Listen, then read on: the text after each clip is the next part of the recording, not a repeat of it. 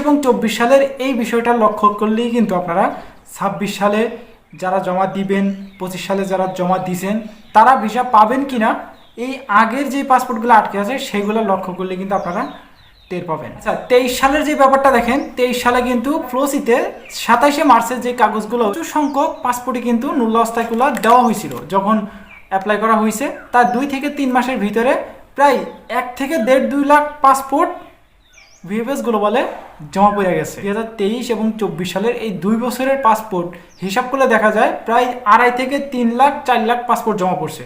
কিন্তু এত সংখ্যক কি পাসপোর্টে ভিসা পাবে?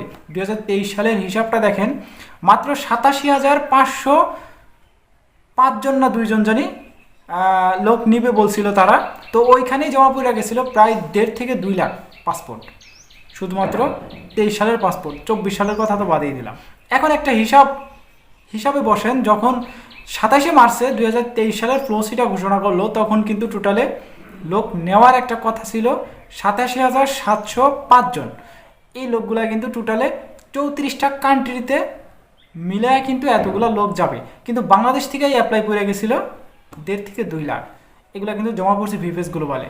ভিএফএস গ্লোবাল নিজে তারা নোটিশের মাধ্যমে জানাইছে যে একটা চেক করতেছে, 4টা চেক করতেছে, এর ভিতরে একটা অরিজিনাল পাইতেছে আর বাকি 3টাই কিন্তু ফেক পাইতেছে। তো সেই হিসাবে ধরতে গেলে দেখেন, যদি 87,005 জন 34টা কান্ট্রিতে দেওয়া হয়, ভাগ করে দেওয়া হয় নুল্লাস্তাগুলা, তখন কিন্তু বাংলাদেশ পাবে মাত্র 5-7 হাজার, 10 হাজার, সর্বোচ্চ 10 হাজার, এত কিন্তু পাবেও না। তো পরবর্তীতে বাংলাদেশ থেকে যদি 1.5-2 লাখ জমা পড়ে, তো এখানে ভিসা পাওয়ার সম্ভাবনা কত? 10 হাজার, সর্বোচ্চ ধরলাম 10 হাজার। তো এর ভিতরে জমা পড়ছে 1.5 লাখ, এগুলো তো সবই রিজেক্ট। তো সেইগুলাই কিন্তু 2023 এবং 24 সালে জমা পড়ছিল। তো এগুলো বরাবরের মতোই 2023 এবং 24 সালে যে পাসপোর্টগুলো আটকে আছে এগুলো 90%-এর উপরে রিজেক্ট খাবে, এবং যারা খায় ফেলছে তারা তো বাইসে গেছে, আর যারা এখনও খায় নাই তারা অপেক্ষা করেন, খুব দ্রুত আপনারা রিজেক্টগুলো খাবেন। আচ্ছা, 23 সাল বলতে গেলে সেই 24 সাল একই কাতারে পড়ে। 23 এবং 24 সাল নিয়ে আর কোনো আপডেট আপাতত নাই। যারা পাবেন, ভিসা পাওয়ার সম্ভাবনা আছে, তারা মালিকের সাথে খুব দ্রুত যোগাযোগ করবেন। রিজেক্ট হওয়ার আগেই কিন্তু আপনাদেরকে যোগাযোগ করতে হবে। রিজেক্টের পরে আপিল টাপিল করা যায়, এগুলো কইরা কিন্তু কোনো লাভ হয় না পরবর্তীতে। আচ্ছা, এই বিষয়বস্তুগুলো এখন রাখা যাক। এখন আসা যাক আজকে কেমন পরিমাণে কালেকশনটা করছে। আজকে 3টা ভিএফএস গ্লোবাল মিলে বেশ কয়েকটা পাসপোর্ট এরা ভিসা পাইছে। ওয়ার্ক ফ্যামিলি মিলাই কিন্তু বেশ কয়েকটা পাসপোর্টে ভিসা পাইছে।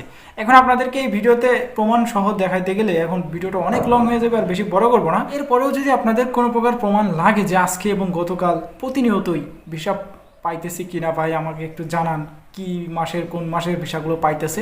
যদি আপনাদের কোনো ইনফরমেশন লাগে, আদার্স কোনো ইনফরমেশন লাগে, এই ভিডিও ডিসক্রিপশন বক্সে আমার ফেসবুক আইডির লিঙ্ক আছে, ওইখানে একটা নক দিবেন, সেখান থেকে আপনাদেরকে প্রমাণ সহ সব কিছু ডকুমেন্ট দিয়ে দিব মেসেঞ্জারে। এই ছিল কিন্তু মোটামুটি আকারের আজকের যে 23 এবং 24 সালের যে পাসপোর্ট নিয়ে আলোচনা, সর্বশেষ যে আপডেটগুলো জানানোর ছোট্ট করে আপনাদেরকে জানানোর চেষ্টা করলাম। এরপরে যদি কিছু না বুঝে থাকেন, আপনাদের জন্য মেসেঞ্জার খোলা আছে, মেসেঞ্জারে নক দিবেন।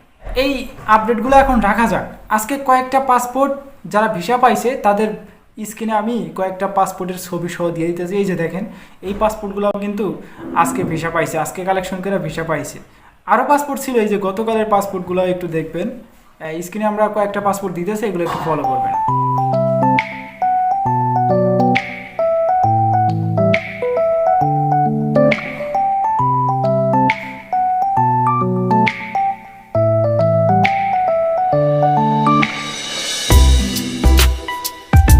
মোটামুটি আকারে আরও পাসপোর্ট আছে, এগুলা প্রমাণ আপনাদেরকে স্ক্রিনে দিতে পারবো না, কেননা এই স্ক্রিনে যদি পাসপোর্ট শো করাই ভিডিওটা কমিউনিটি গাইডলাইন থেকে ভিডিওটা রিমুভ করে দিবে, আদার্স একটা স্ট্রাইকও পড়ে দিতে পারে, বলা যায় না। তো এই চ্যানেলের রিস্ক নিয়ে তো আপনাদেরকে প্রমাণ এই স্ক্রিনে আমি আপনাদেরকে দেখাইতে পারবো না। মেসেঞ্জার খোলা আছে, মেসেঞ্জারে নক দিবেন। একটা আপডেট যেটা হলো 26 সালের যারা অ্যাপ্লাই করবেন বা করছেন অলরেডি, যাদের নুল্লাস্তা পাবেন, তারা ভিসা পাওয়ার সম্ভাবনা কেমন আছে, নাকি ভাই এসে যায় পরবর্তীতে ইটালি যাওয়ার কোনো প্রসেস আছে কি না।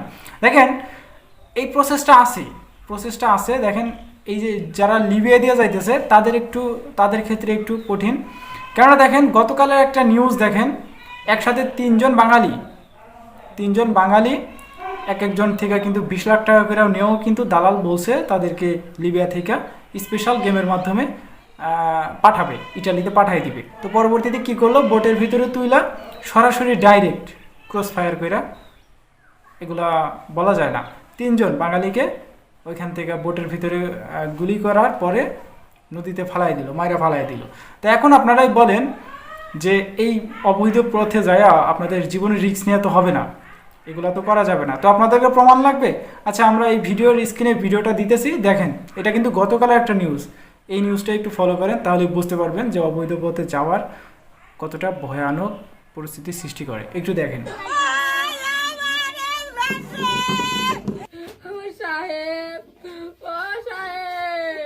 শিবন দালাল, তার সাথে কথা হয়েছে আমার ছেলের সাথে, বলছে কি তোরে 22 লাখ টাকা দিবি, তোরে আমার রুমে নিয়ে রাখবো, তোরে আমি স্পেশাল গেম করাই দিব। 22 লাখ টাকা কন্ট্রাক্ট, বলছে কি 17 লাখ দিবা লিবিয়া গেলে, আর 5 লাখ দিবা ওপার গেলে।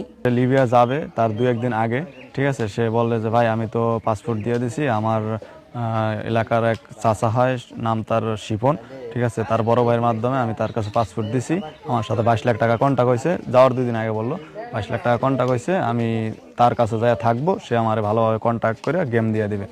আমরা এটা লাস্ট পর্যায়ে এসে যাওয়ার আগের দিন আর কি বলো, যাওয়ার 2 দিন আগে। তো পরে সে যায়, যাওয়ার পরে আমরা আর ওই সময় আর বাধা দেওয়ার কিছু থাকে না, টাকা পয়সা যেহেতু দিয়ে দিচ্ছে আর বাধা দেওয়ার কিছু থাকে না। তার সাথে কথা হয় 22 লাখ আর 17 লাখ আগে দিবে, তারপরে লিবিয়া পার হওয়ার পরে ইতালি যেয়ে 5 লাখ দিবে। শিবনের সাথে কথা বলার চেষ্টা করি, শিবন বলে কি আছে, আমি গেম দেওয়ার চেষ্টা করছিলাম, পুলিশে ধরছে, তাই জেলে আছে, জেলের তা ছাড়াবো, এই করবো সেই করবো। এরপরে আস্তে আস্তে জানতে পারি যে সে নাকি মারা গেছে। এখন সে কিভাবে মারা গেছে এটা আমরা শিবনকে ধরতে চাই, শিবনকে ধরে তারপরে তার কাছ থেকে জবানবন্দিটা নেওয়ার চেষ্টা করব, এবং তার লাশ শিবনের কাছে এখনো আছে। আমরা চাই শিবনের ওই লাশটা আমাদেরকে দেখ। আমার ছেলে মুন্না মারা গেছে লিবিয়ার পথে যাইয়া, দিয়েছিল নান্নবের মাধ্যমে, টাকা টুকা রিক্স এনেছে, এই সব কিছু টাকা দিয়েছে, আমরা জানছি না, নান্নবাই নিছে টাকা, আমার গতনে 22.5 লাখ টাকা নিচ্ছে, কইছে বডি কন্ট্যাক্ট দিম, ভালো গেমে দিব, ও দিয়েছে নর্মাল গেমে, আমার ফোলা হয়তো সমস্যা করে গেলাইছে, আমরা কেমন করে চাল্লাই ভালো জানে। মানে শাস্তি চাই, আর আমরা কীভাবে চলতাম বাঁচতাম, আমি সেইটার আবেদন জানাই সরকারের দ্বারে। আমার বানাই ফুসলাই রাজি করাইয়া সে বলছে যে ইটালি পাঠাই দেবো লিবিয়ার মাধ্যমে, এবং সে লিবিয়া দিয়া তো এই টাকা দিয়ে, এই টাকার মধ্যে 22,35,000 টাকা দিচ্ছি, 22,35,000 টাকায় তো বাইক নেওয়ার কোনো ক্ষতি হবে না, তো বাইক নেওয়া ঠিকঠাক মতো চলে যেতে হবে, তো ছেলেও যাইতে হবে, মানে আমাকেও বলছে, প্লাস আমার বোনাইকেও বলছে। এই কথা বলার পরে আমরা দেই গেম দিয়েছিল, গেম ধরা গেছে, কিন্তু আমাদের বাইক নেওয়ার কোনো খোঁজ খবর ছিল না। আমাদের বাইক নেওয়ার খোঁজ খবর আমরা পাই, মানে আমাদের দালালে খালি তারিখ দেয় যে আপনার আজকে না কালকে, 2 দিন 1 দিন সময় বাড়াতে বাড়াতে 18 দিন বাড়াই ফেলে, 18 দিন বাড়াই ফেলার পর কালকে খুব অনেক চাপ দিচ্ছে, গতকালকে অনেক চাপ দেওয়ার পরে দালালের ভাই চুন্নু শেখ, সে অনেক চাপ দেওয়ার পরে সে বলছে যে হ্যাঁ ঘটনা হয়ে গেছে, ও স্পটে মারা গেছে। আমার দাবি আমার বাইরের লাশটা পাই, এই ব্যাপার দাবি। আর এই যে সরকারের মাধ্যমে আমার শাস্তি চাওয়া চাই, এইটুকু আমার দাবি। আর এই সংসারটা কীভাবে বাঁচাবে, হ্যাঁ আপনার ভরসা, এই সংসার বড় ছেলে ওই কামাই করে খাওয়াইতো। আর সাথে চুক্তিপত্র হয়েছে হচ্ছে 20 লাখ, 20 লাখ কি নগদ দেওয়া লাগবে, নগদই দিচ্ছে, 20 লাখ দেওয়া লাগছে। আর বাড়ি হচ্ছে বদর পয়সা, হাজির খালপার। জিজ্ঞাসা করছে ভোট দিবি ভালো, লাইট জ্যাকেট দিবি, মানে লাইট জ্যাকেটও দেয়নি, ভোটও বেশি ভালো দেয়নি। লোক ছিল এই ভোটে 42 জন, দুর্ঘটনা করছে। দালালরা জিজ্ঞাসা করছিলাম লোক কয়জন দেবে, 42 জন, মানে আল্লাহ জানে যে কয়জন দেশে কি করছে, ওটা ওরাই ভালো জানে, আমরা এতটুকু জানি, আর বেশি কিছু। আমরা আসলে প্রত্যেকটা ঘটনায় অত্যন্ত গুরুত্ব সহকারে তদন্ত করি, এবং যেই মামলাগুলো রুজু হয় মানব পাচার আইনে, সেই প্রত্যেকটা আইন মামলায় আমরা গুরুত্ব সহকারে বিবেচনা করি এবং তদন্ত করি। এবং আমি এখনো পর্যন্ত যতগুলো মামলায় আমার রুজু হয়েছে, আমি সর্বোচ্চ চেষ্টা করেছি যে তাদের সামগ্রিক বিষয় বিবেচনা করে তাদেরকে অভিযুক্ত করার জন্য, এবং প্রত্যেকটা সেক্টরে বাংলাদেশ থেকে শুরু করে লিবিয়াতে কারা কাজ করছে তাদেরকে আইনের আওতায় নিয়ে আসার জন্য। আসলে এটা পুলিশের একার পক্ষে সম্ভব না। আমি যারা মাদারীপুর বাসী আছে, যারা অবৈধ পথে লিবিয়াতে পাড়ি জমায়, যারা পরিবার আছে তাদের সকলের সহযোগিতা হলে সম্মিলিত সহযোগিতা এটা প্রতিরোধ। তো যাই হোক, এই ছিল কিন্তু মোটামুটি আকারে 3টা ফিফেস গ্লোবালের সর্বশেষ আপডেট এবং অবৈধ পথে লিবিয়া দিয়া বা অন্যান্য কান্ট্রি দিয়া ইটালি যাওয়ার যে একটা পরিস্থিতি, ভয়ানক পরিস্থিতি, সেটাও কিন্তু আপনাদেরকে দেখাইলাম। তো অবশ্যই আপনারা যদি দেরিও হয় তাহলে অবশ্যই লিগাল পথে আপনারা যাওয়ার চেষ্টা করবেন। আর যদি আত্মীয় স্বজন থাকে তাহলে অ্যাপ্লাইটা করতে পারেন। 26 সালের কথা বলতেছি, যারা করছেন তারা একটু ভরসা রাখতে পারেন তাদের উপরে। আদার্স কোনো ওয়ে নাই, এইসব কান্ট্রিতে ঢোকার আদার্স কোনো ওয়ে নাই। তো এই ছিল আজকের ভিডিও, দেখা হচ্ছে নেক্সট একটা ছোটোখাটো ইনফরমেশন ভিডিওতে। ততক্ষণ পর্যন্ত আপনারা সুস্থ থাকবেন, ভালো থাকবেন।